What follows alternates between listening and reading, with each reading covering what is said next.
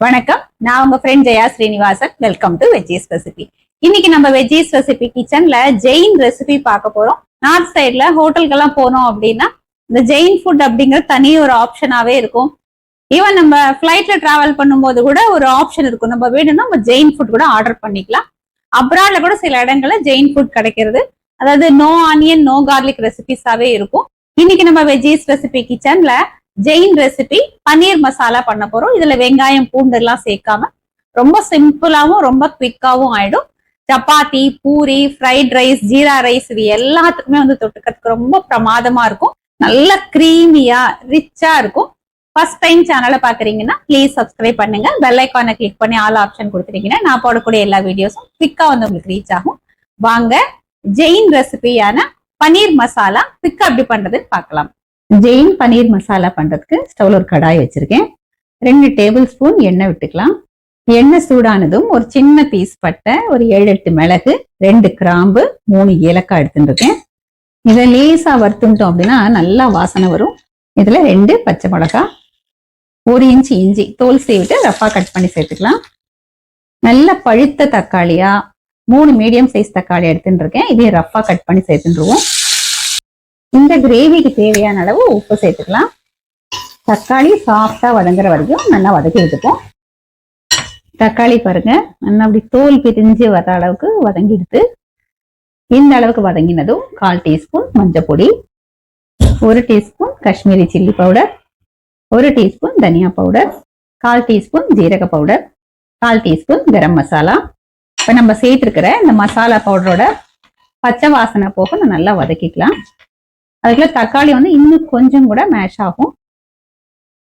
தக்காளியும் நல்லா வதங்கி எடுத்து நம்ம சேர்த்த மசாலா பவுடர் எல்லாத்தோட பச்சை வாசனையும் போயிடுத்து ஸ்டவ் ஆஃப் பண்ணிக்கலாம். இதெல்லாம் நல்லா சூடு ஆறிட்டு நம்ம அதுக்கப்புறம் பார்க்கலாம். நம்ம வதக்கினது எல்லாமே சூடு ஆறிடுது. நான் மிக்சி ஜார்ல எடுத்துட்டு இருக்கேன். 7-8 முந்திரி பருப்பு, 1 டீஸ்பூன் கசகசா, 1 டீஸ்பூன் மெலன் சீட்ஸ். இதை வந்து வெந்நீர்ல ஒரு 1/2 மணி நேரம் ஊற வச்சிருந்தேன். ஊற வச்சிருக்கிற தண்ணியோட நம்ம இதில் சேர்த்துடலாம். இது வந்து ஹோம்மேட் பன்னீர் தான். 2 டேபிள் ஸ்பூன் அளவுக்கு நான் எடுத்துட்டு இருக்கேன். நம்ம கட் பண்ணும்போது இந்த கார்னர் பீசஸ் ஷேப் இல்லாது அதெல்லாம் கொஞ்சம் தூளாறுது, இது எல்லாமே கூட நம்ம இதில் சேர்த்துடலாம். இப்போ இதுக்கு தேவையான அளவு தண்ணி விட்டு நல்லா ஃபைன் பேஸ்டா நம்ம அரைச்சி எடுத்துக்கணும். ஸ்டவ்ல ஒரு கடாய் வச்சிருக்கேன். 1 டேபிள் ஸ்பூன் எண்ணெய் விட்டுக்கலாம். எண்ணெய் சூடானது 1 டீஸ்பூன் ஜீரகம், நம்ம அரைச்ச பேஸ்ட்டை சேர்த்துடலாம்.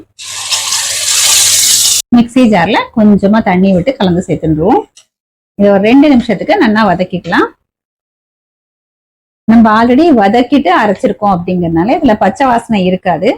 ஒரு 2 நிமிஷத்துக்கு கொதிக்கட்டும். ஒரு 2 நிமிஷத்துக்கு நல்லா கொதிச்சு எடுத்து ஒரு தடவை மிக்ஸ் பண்ணி விட்டுக்கலாம். டெக்ஸ்டர் பாருங்க நல்லா கிரீமியா ஃபர்ஸ்ட் கிளாஸா வந்திருக்கு.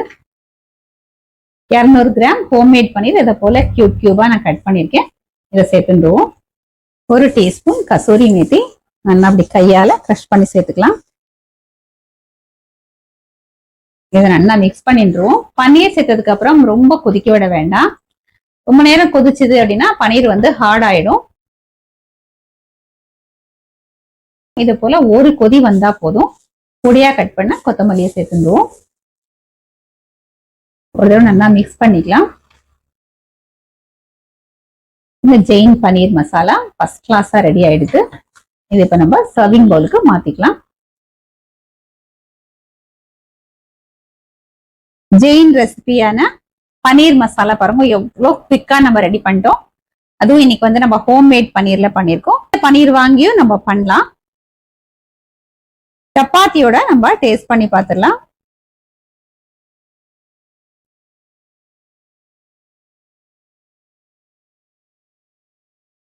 ரொம்ப சூப்பரா இருக்கு. பன்னீரும் வந்து நல்லா சாஃப்டா இருக்கு. ஸ்பைசஸும் வந்து நம்ம கம்மியா தான் சேர்த்திருக்கோம். நம்ம எல்லாத்தையும் நல்லா வதக்கிட்டு சேர்த்ததுனால கொஞ்சம் கூட பச்சை வாசனையே இல்லை. நம்ம அரைக்கிறச்ச கொஞ்சமா பன்னீர், அதுக்கப்புறம் வந்து மெலன் சீட்ஸ், முந்திரி, கசகசா எல்லாம் சேர்த்ததுனால அந்த டேஸ்ட் ஃபிளேவர் வந்து நல்லா கிரீமியாவும் ரிச்சாவும் இருக்கு. இன்னைக்கு வந்து நம்ம இதுல பன்னீர் சேர்த்து பண்ணிருக்கோம். பன்னீர் எப்படி பண்றது அப்படிங்கிற வீடியோ வந்து தனியா நான் போட்டிருக்கேன். அதோட லிங்க்கும் நான் டிஸ்கிரிப்ஷன்ல கொடுக்குறேன், நீங்க பாருங்க. இல்ல மார்க்கெட்ல பன்னீர் வாங்கியும் நம்ம பண்ணலாம். ஒருவேளை பன்னீரே வேண்டாம் அப்படின்னா இந்த கிரேவியை வந்து நீங்க பேஸா வச்சுட்டு மிக்ஸ்டு வெஜிடபிள் மசாலா மாதிரி கூட நம்ம பண்ணிக்கலாம். எல்லா காய்கறியும் கேரட், பீன்ஸ், காலிஃபிளவர், பட்டாணி இந்த மாதிரி நம்ம கிட்ட என்ன காய்கறி இருக்கோ அதை வந்து மீடியம் சைஸ் பீசஸா கட் பண்ணிட்டு அதை ஸ்டீம் பண்ணி கூட நம்ம இதுல சேர்த்து பண்ணிக்கலாம். அது வந்து இதே மாதிரி டேஸ்டாவும் ரிச்சாவும் இருக்கும். இந்த பேஸை வந்து நம்ம பண்ணி ஃப்ரிட்ஜ்ல வச்சுட்டு கூட காத்தால குழந்தைகளுக்கு வந்து பனீரோ அல்லது வெஜிடபிள்ஸோ சேர்த்து இந்த சப்ஜியும் அதோட வந்து சப்பாத்தியோ பூரியோ நம்ம கொடுத்துட்டோம் அப்படின்னா குழந்தைகளுக்கு நல்லா ஃபில்லிங்காவும் ஹெல்தியாவும் இருக்கும். நமக்கும் வந்து வேலை ரொம்ப குவிக்காவும் ஆயிடும். இல்ல ஒரு பிரஞ்ச் கூட நம்ம பண்ணிட்டோம்னா நல்லா ரிச்சாவும் இருக்கும்.